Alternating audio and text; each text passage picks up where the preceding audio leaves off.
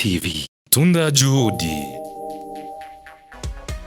Mesdames et messieurs, soyez toujours le bienvenu à notre émission Les Saviez-vous. Je m'appelle Joël Kassim Nil, je suis votre humble serviteur. Mesdames et messieurs, n'hésitez pas de liker, de commenter nos vidéos sur YouTube DFTV 257. Je suis votre humble serviteur, je m'appelle Joël. Voici d'abord la question du jour. Vous allez commenter, vous allez nous donner votre réponse sur notre commentaire, sur votre commentaire s'il vous plaît. La question: comment appelle-t-on les conducteurs d'un train? Comment appelle-t-on les conducteurs d'un train? Nous voulons votre réponse derrière, après cette émission sur les commentaires. Merci beaucoup, mesdames et messieurs. Nous sommes avec une star, je dirais bien une star qui fait la mannequinat. Il va se présenter, il va vous dire qui est cette personne. Peut-être beaucoup de gens d'entre vous voulez savoir c'est quoi la mannequinat.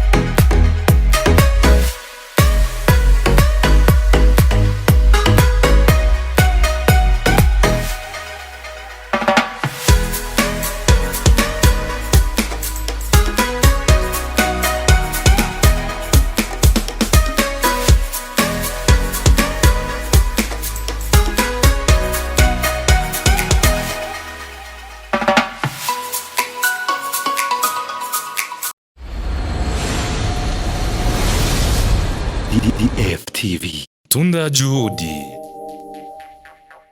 Salut messieurs, Salut, comment tu vas? je vais bien, merci. Tu vas tellement très bien. Très très bien.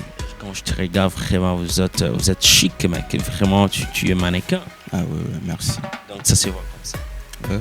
Mais il y a, avant de commencer, les informations qui tournent. Mais c'est pas parce que j'avais dit que je vais vous demander des questions en disant que vous et Thompson, vous êtes le frère. Est-ce que c'est vrai? Oui, c'est vrai. Le frère du sang ou les frères de la famille? Comment? Du sang, du sang. Vous êtes frère du sang? Ah, mesdames et messieurs, vous avez entendu, c'est le frère de Thompson, la star que nous connaissons tout le monde, qui fait briller dans notre capitale, Thompson. Nous avons d'abord commencé. Est-ce que vous pouvez vous présenter? Comment on vous appelle? À quel âge? Qu'est-ce que tu fais dans la vie là-bas? Bon, on m'appelle Faith Claude. Faith Claude. Faith Claude 12. Qui signifie quoi? Ah, Faith, ça signifie foi. Donc c'est la foi en français. Et en anglais, c'est Faith. Ouais. Et Claude, ça appartenait à ma mère. Ma mère s'appelait Clotilde. Ah, donc toi tu aimes beaucoup ta maman. T'adores ta maman, mais pas ton père. Tu n'aimes pas ton père. Ah bon. Les fèves, ça vient de mon père. Ah, mon père s'appelait la foi en français. J'ai juste changé la langue parce que, bon, c'est comme si je voyais que c'est un peu, ça pourrait être un peu international. C'est important, donc vous allez malaxer, vous avez mélangé les deux noms, c'est un peu important. Vous avez quel âge? J'ai 19 ans. 19 ans. Vous êtes tellement trop jeune. Donc, j'espère pour faire de bonnes choses. Ouais. Vous êtes marié? Non, non. Vous avez une copine? Oui, j'ai une copine. Comment elle s'appelle? Ah ben... je voulais pas les dire ici. Donc tu ne voulais pas le dire ici parce que c'est confidentiel. Ok, nous passons à notre... pourquoi vous avez choisi votre métier de mannequinat? Bon, ma première fois quand j'ai commencé à faire ça, j'avais environ 6 ou 7 ans. Et il y avait une sorte d'association qui aidait les enfants qui n'ont pas de parents ou juste les femmes qui n'ont pas leur compagnie. Et on nous aidait, nous aussi, on était dans l'association. Puis l'association organisait parfois des événements et dans ces événements, il y avait beaucoup de choses à faire. Donc il y avait beaucoup de trucs à participer. Il y avait de la musique, la danse et les mannequinats et des théâtres et tout ça. Oui, j'aimais beaucoup les mannequinats.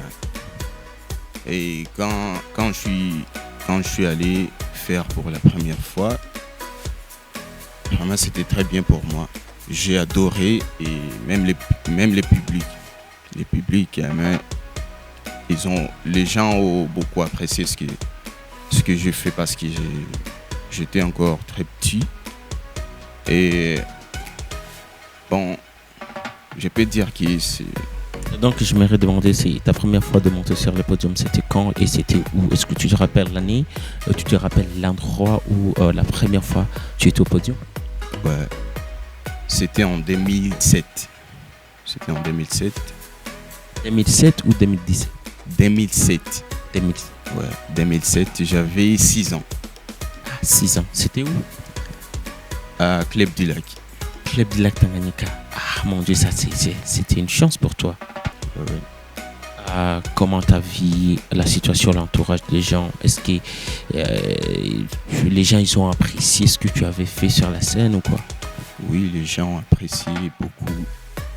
J'étais petit et ça m'a pas fait, ça me faisait pas peur de marcher devant tous ces gens-là.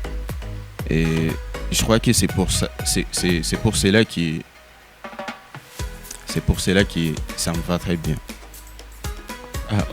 J'avais pas peur comme les autres enfants.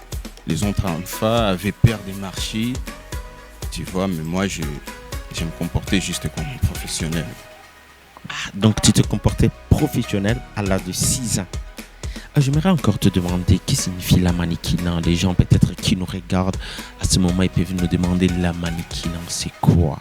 Parce que moi, les gens parlent de mannequinat, mais c'est pas ce que signifie la mannequinat. La mannequinat, c'est quoi? Bon, de mon côté, la mannequinat, c'est une chose qui peut représenter beaucoup de choses. Bon, ça peut présenter l'environnement. Ça aide aussi à promouvoir des marques, tu vois, des marques, des habits, des chaussures, tout ça. Ok. Et d'après toi, est-ce que vous avez déjà trouvé l'intérêt dans votre travail de mannequinat? Oui, j'ai déjà trouvé beaucoup d'opportunités. Comme quoi? Dans des connaissances à partir de la mannequinat, parce que j'ai participé dans des Humo Fashion Week. C'était où? C'était à Panoramique, Hôtel Panoramique. C'était national ou international? Il y avait seulement le Burundais ou il y avait d'autres personnes qui venaient à l'extérieur du pays? C'était international. Il y avait combien de pays? Il y avait le Rwanda, et Tanzanie et Kenya et Ouganda. Est-ce que c'était la compétition? Est-ce que vous avez remporté les trophées? Bon, c'était pas la compétition, c'était juste un événement parce qu'il y avait des nouveaux marques qu'on avait sortis cette année-là. Alors, qu'est-ce que vous avez, d'après vous, vous avez commencé à l'âge de 6 ans. Est-ce que vous avez déjà remporté les trophées quelque part dans une compétition au Burundi ou à l'extérieur du Burundi? Bon, à propos des trophées, non. J'ai pas encore remporté parce que je ne sais pas si ici on fait ce genre de trucs. Parce que la mannequinat ici au Burundi, on se base seulement sur des événements, tu vois, des publicités, des marques et tout ça. Mais la compétition, pas vraiment. J'aimerais vous demander quel est votre rêve envers votre travail? Vous rêvez à faire quoi? À être qui? Quel est votre projet de l'avenir? Moi, mon rêve, je rêve de devenir un jour mannequin international. Donc vous êtes prêt pour faire flotter les drapeaux de notre pays, le Burundi? Oui, sans hésiter. Est-ce que ce sera tellement très facile pour toi d'être mannequin international? Bon, ça ne sera pas facile vraiment. Que comptez-vous faire pour réussir à tes projets? Je compte faire tout mon possible pour réussir. Tout votre possible. Tout mon possible. Est-ce que vous êtes dans une agence? Non, je suis indépendant. Indépendant, comment tu fais tes travaux? Parce que quand j'ai regardé tes photos, vraiment, tu as été fantastique. Tu as été incroyable. J'ai apprécié. De même que moi, j'ai dit vraiment, je dois inviter cette personne qui est un peu attirante, une personne qui va peut-être faire flotter notre drapeau international ou national dans notre pays. Pensez-vous que vraiment me dire que vous êtes indépendant, est-ce que c'est facile pour toi de réaliser tes rêves? Bon, c'est pas facile parce que tout ce que j'ai fait, je le fais seul.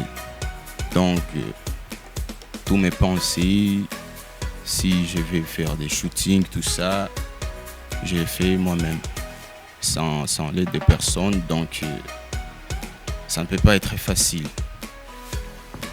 Comme nous sommes dans la période des dés nationales, notre cher président qu'on a aimé et nous continuons toujours à aimer, mais malheureusement il nous a quittés. Malgré qu'il nous a quittés, je pense que son nom restera toujours gravé dans nos cœurs.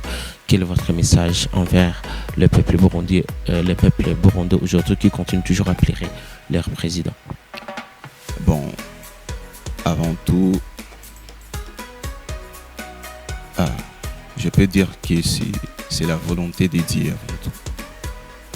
Et c'est pas vraiment facile pour tout le monde, mais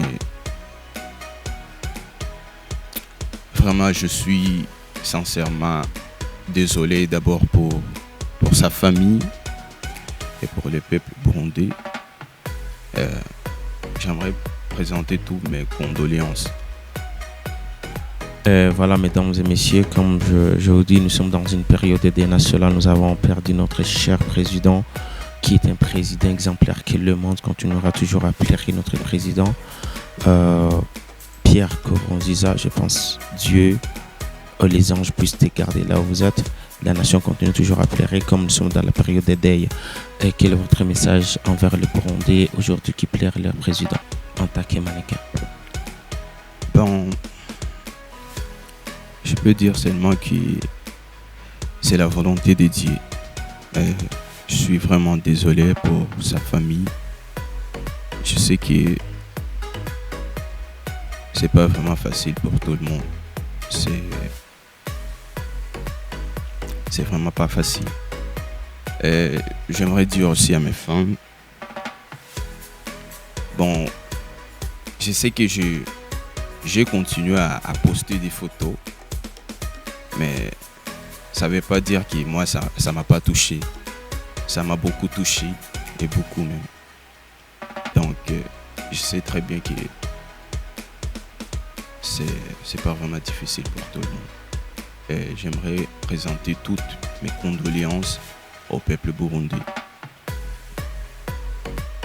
Merci beaucoup, mesdames et messieurs. Vous avez entendu. Ici, nous arrivons à la fin de notre émission. Les savez-vous, je suis votre humble serviteur. Je m'appelle Joël Kassim Nil. Et si vous voulez participer dans notre émission, n'hésitez pas à me contacter sur 61 90 35 13. Et la dernière question, et vous allez mettre votre réponse sur notre commentaire. La question, elle est celle-ci. Quelle est l'expérience de vie d'une mouche mâle et mouche femelle? Parce que la mouche femelle et la mouche mâle, il y a une grande différence d'espérance de vie. Merci beaucoup notre invité, merci toujours d'être avec nous. Je pense que la prochaine que vous serez, si on va vous contacter, vous serez toujours prêt pour venir d'IFTV. Oui, il n'y a pas de problème, je serai toujours prêt. Derrière la caméra, Jamal, je dis merci et ciao. IFTV. Tunda Juhudi.